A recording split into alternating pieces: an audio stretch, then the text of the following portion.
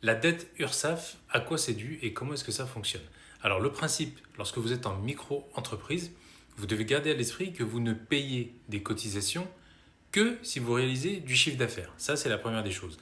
Le deuxième point, c'est que en réalité, vous ne devez pas avoir de dette URSSAF puisque normalement, vous avez fait vos calculs pour pouvoir payer vos cotisations et honorer vos paiements après vos déclarations.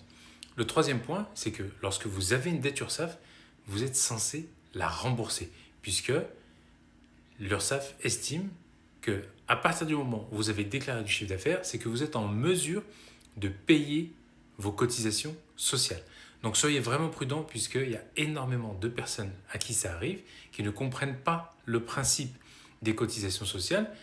Rien que le fait de devoir déclarer le mois précédent et de payer à la fin du mois courant, ça c'est très compliqué pour certaines personnes parce qu'elles ont jeté leur argent par les fenêtres et malheureusement il ne leur reste plus grand chose, mais elles continuent leur activité et elles continuent les décalages et après donc elles reçoivent forcément des mises en demeure de payer et là ça se complique. Donc si vous ne voulez pas en arriver là, prenez les devants, faites vos calculs correctement pour pouvoir assumer le paiement des cotisations sociales et comme ça vous serez tranquille. Si vous avez des questions, c'est un commentaire et vous pouvez prendre rendez-vous en haut dans la bio. Prenez soin de vous pour être accompagné bien évidemment et ne pas avoir ce genre de problème.